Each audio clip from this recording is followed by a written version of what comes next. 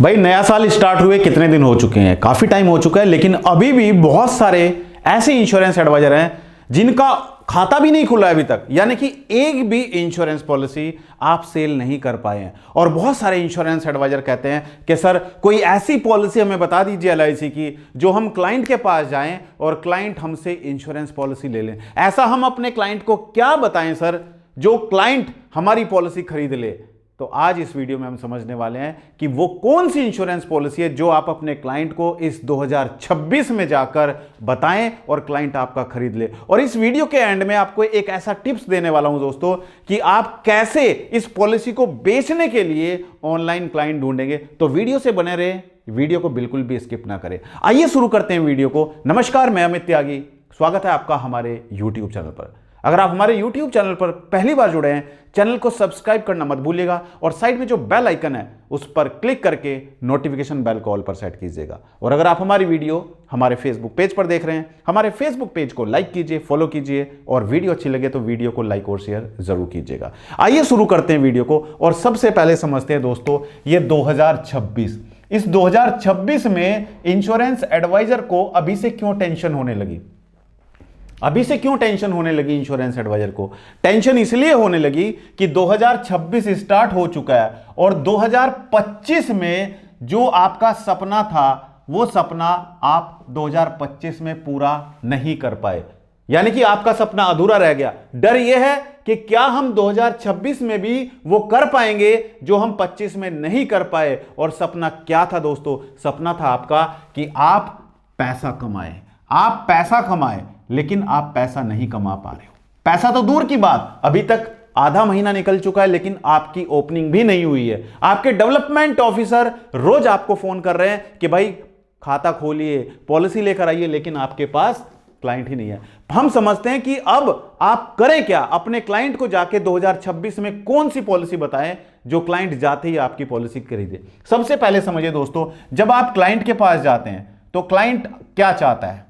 Client के पास आप जाएंगे, क्लाइंट सबसे पहले चाहेगा कि उसको अच्छे रिटर्न्स मिले, उसको अच्छे रिटर्न मिले, पहली चीज, राइट। दूसरी चीज क्या चाहता है क्लाइंट? चाहता है family security, family security, right. ये दूसरा प्रायोरिटी होता है उसका। और तीसरा क्या चाहता है क्लाइंट? तीसरा चाहता है कि भाई कल अगर वो नहीं है, उसकी डेथ हो जाती है, तो उसके परिवार को पैसे के लिए इधर उधर ना देखना पड़े। तो ये तीन चीजें अगर आपने अपने क्लाइंट को समझा दी तो दोस्तों आपका क्लाइंट कहीं और नहीं जाएगा, वो आपसे इंश्योरेंस खरीदेगा। अब सबसे बड़ी गलती जो आप करते हो, पहले तो वो समझना जरूरी है। जब तक हम उस गलती को नहीं समझेंगे तो हम उसमें इंप्रूवमेंट कैसे करेंगे? सबसे बड़ी गलती दोस्तों आप करते क्या हो? आप करते हो कि क्लाइंट को जाके आप बोलते हो कि सर आपको इतने साल तक पैसा देना है और इतने साल पर आपकी पॉलिसी मैच्योर हो जाएगी, आपको इतने रिटर्न मिलेंगे, राइट। जाते ही हमारा पहला काम यही होता है कि हम क्लाइंट को बोलते हैं कि सर इतना पैसा देकर आपको इतना पैसा मिलेगा। और ये आपकी सबसे बड़ी मिस्टेक है दोस्तों, ये आपकी सबसे बड़ी मिस्टेक है। आप रिटर्न पर क्लाइंट को लेकर नहीं जाएंगे, राइट। आपने क्या करना है? आपने फैमिली सिक्योरिटी के बारे में बात करनी है, राइट। क्लाइंट के पास बैठिए, उससे पूछिए कि उसकी फैमिली में कौन कौन है। अगर वो कहता है मेरी फैमिली में मेरा छोटा बच्चा है, तो आपने पूरा फोकस बच्चे के फ्यूचर पर लगा देना है। चाइल्ड फ्यूचर के बारे में बात करनी है कि सर बच्चा अभी आपका 1 साल का है, ठीक है। बच्चे की हायर स्टडीज के लिए आपको कहीं ना कहीं अभी से थोड़ा थोड़ा प्लान करना चाहिए, राइट। बच्चे की हायर स्टडीज के लिए, बेटी है तो बेटी की हायर स्टडीज और मैरिज के लिए आपने प्लान करना चाहिए। ये दो चीजें अगर आप फोकस करेंगे, क्लाइंट का माइंड यहां पर लेकर जाएंगे, तो क्लाइंट कभी भी ये नहीं कहेगा कि मुझे तो कम रिटर्न मिल रहे हैं, राइट। तो आपने पहले ये चीज देखनी है। तो ये तीनों चीजें आपको किस प्लान में मिल सकती है वो समझते हैं। सब प्लान का नाम बाद में बताऊंगा, पहले कंसेप्ट को समझ लीजिए, क्योंकि कंसेप्ट अगर आपने समझ लिया तो आप पॉलिसी बेचकर ही आएंगे, राइट। तो वीडियो से बने रहिए। तो दोस्तों सबसे पहले मैं आपसे जानना चाहता हूं, क्या आपके सामने सबसे बड़ा प्रॉब्लम यह आता है कि आपको क्लाइंट नहीं मिलते हैं? क्या आप पॉलिसी बेचने के जाते समय ये सोचते हैं कि मैं पॉलिसी बेचूं तो बेचूं किसको, जाऊं तो जाऊं किसके पास। अगर ये प्रॉब्लम आपके साथ भी आती है तो वीडियो में कमेंट कर दीजिए कि सर हमें तो क्लाइंट ही नहीं मिलते हैं, तो मैं आपको नेक्स्ट वीडियो में सिखाऊंगा कि कैसे आप क्लाइंट ढूंढ सकते हैं। राइट, अब आते हैं हम इस पर। तो दोस्तों सबसे पहले आपने क्या करना है, आपने ऐसा प्लान देखना है जिसमें ये तीनों चीजें मिले, रिटर्न भी मिले, साथ में फैमिली सिक्योरिटी भी और डेथ बेनिफिट भी। तो ऐसी पॉलिसी हमारे पास है, ये पॉलिसी हम बना रहे हैं। इस तरीके से आपने क्लाइंट को जाके प्लान समझाना। A4 साइज पेपर लीजिए, उस पर इस तरीके से लाइन ड्रॉ कीजिए और यहां पर कितने साल उसको पैसा पे करना है, कितने साल पर उसकी पॉलिसी मैच्योर होगी, ये लिखना है। तो आज यहां पर है तो 0 लिखिए, 18 साल तक पेमेंट करनी है और 21 साल पर आपकी पॉलिसी मैच्योर होगी। ठीक है, बच्चा छोटा है तो उसको बोलिए कि सर अभी बच्चा छोटा है तो आपने 18 साल तक पेमेंट करनी है। राइट, 18 साल आपने पेमेंट की, 21 साल पर आपकी पॉलिसी मैच्योर हो जाएगी और यहां पर आपको मैच्योरिटी अमाउंट मिल जाएगा। अब उससे पूछना है कि सर आप कितना पैसा चाहते हो कि बच्चे की पढ़ाई के लिए आपको इतना पैसा मिले, तो क्लाइंट आपको खुद बताएगा कि मैं इतना पैसा चाहता हूं। क्योंकि आज के समय में आपने क्लाइंट को क्या बताना है, कैलकुलेशन करके बतानी है कि सर देखिए आज के समय में अगर हायर स्टडीज कराते हैं, MBA कराते हैं, राइट, B.Tech कराते हैं तो कितना पैसा खर्च होता है। तो सर सोचिए जरा, इन्फ्लेशन रेट जिस हिसाब से बढ़ रहा है, महंगाई जिस हिसाब से बढ़ रही है, तो आने वाले समय में कितना पैसा आपको खर्च करना पड़ेगा। राइट, तो ये चीजें कहीं ना कहीं आपको क्लाइंट को बतानी है, लेकिन आप ये नहीं बताते हो। आप ह्यूमन लाइफ वैल्यू कैलकुलेट नहीं करते हो। आप में से मैं बता सकता हूं 90% इंश्योरेंस एडवाइजर ऐसे हैं जिनको ह्यूमन लाइफ वैल्यू कैलकुलेट करना नहीं आता है। आप बताइए मुझे, क्या आपको ह्यूमन लाइफ वैल्यू कैलकुलेट करना आता है? हाँ या ना में जवाब दीजिए और कमेंट करके बताइए। अगर नहीं आता है तो बेधड़क लिख दीजिए कि हमें ह्यूमन लाइफ वैल्यू कैलकुलेट करना नहीं आता है। मैं आपको सिखाऊंगा कि कैसे आप ह्यूमन लाइफ वैल्यू कैलकुलेट कर सकते हैं। तो अब हम एक प्लान निकालते हैं। मान के चलते हैं फादर की एज है 35 साल। ठीक है, हम 18 साल तक पेमेंट करते हैं और 21 साल पर पॉलिसी मैच्योर हो जाएगी। ठीक है, 18 साल पेमेंट किया, 21 साल पर पॉलिसी मैच्योर है और 10 लाख का हम सम एश्योर्ड देते हैं।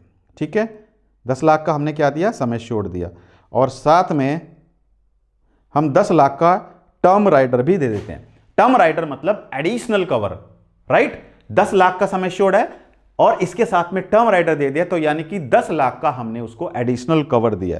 तो हमने पॉलिसी निकाली है जिसमें जो प्रीमियम निकल कर आता है दोस्तों, ये प्रीमियम है 4000, मंथली लिख रहा हूं यहां पर, मंथली प्रीमियम है कितना, 4905 पर मंथ।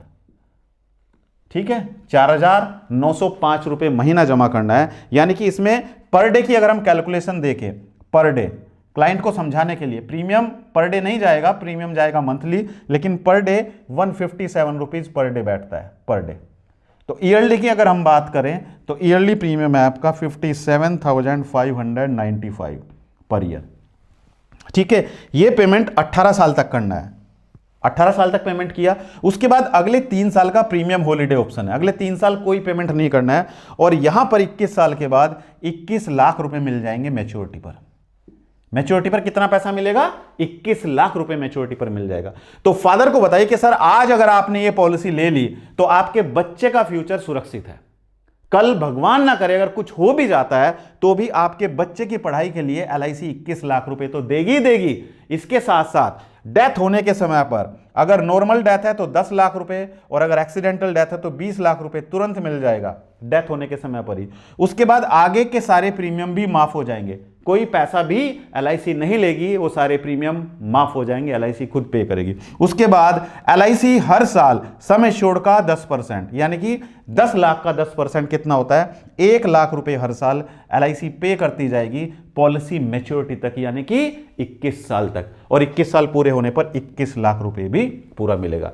तो जो क्लाइंट चाहता था रिटर्न, उसको 21 लाख का रिटर्न भी मिल रहा है। फैमिली सिक्योरिटी भी है कि कल अगर कुछ हो जाएगा तो फैमिली को पैसे के लिए इधर उधर नहीं देखना पड़ेगा और साथ में डेथ बेनिफिट भी उसको मिल रहा है। तो दोस्तों ये पॉलिसी हर कोई अपने क्लाइंट को जाके जरूर बताए और ये नहीं कि जाते ही सर इतना पैसा दे के इतना मिलेगा, रिटर्न पर फोकस मत कीजिए, उसकी फैमिली प्लानिंग कीजिए। राइट। अब जो मैंने आपसे कमिटमेंट किया था वीडियो के स्टार्टिंग में कि इसके लिए हम क्लाइंट कैसे ढूंढे, तो दोस्तों इसके लिए आपको क्लाइंट ढूंढने के लिए ऑनलाइन प्लेटफॉर्म पर आना होगा। यानी कि फेसबुक पर आप एडवर्टाइजमेंट चलाइए, फेसबुक पेज बनाइए और फेसबुक पर अपने शहर में उन एरिया को टारगेट कीजिए जहां पर हाई इनकम वाले लोग रहते हैं, राइट। उन एरिया को टारगेट कीजिए और ऑडियंस को टारगेट कीजिए जो इंश्योरेंस ढूंढ रहे हैं, और फिर देखिए आपके पास किस तरीके से क्लाइंट आने स्टार्ट हो जाते हैं। अगर आपको फेसबुक पेज बनाना नहीं आता है और आपको सीखना है कि डिजिटल मार्केटिंग हम कैसे सीखें, तो इसके लिए अभी गूगल प्ले स्टोर पर जाइए, अपने मोबाइल में गूगल प्ले स्टोर खोलिए, वहां पर जाइए और वहां पर जाकर मेरा नाम लिखिए यानी कि अमित त्यागी, और हमारी ऐप को डाउनलोड कीजिए। वहां पर आपको हमारा डिजिटल मार्केटिंग कोर्स मिलेगा जो आपकी मदद करेगा इस साल MDRT करने में और क्लाइंट ढूंढने में। तो दोस्तों वीडियो कैसा लगा कमेंट करके जरूर बताइए। मेरी शुभकामनाएं आप सभी के साथ हैं। अगर आपका कोई सवाल है तो कमेंट करके पूछ सकते हैं। मिलते हैं अपनी अगली एक और दिलचस्प वीडियो में। आप सभी का बहुत बहुत धन्यवाद। Thank you so much. जय हिंद, जय भारत, वंदे मातरम।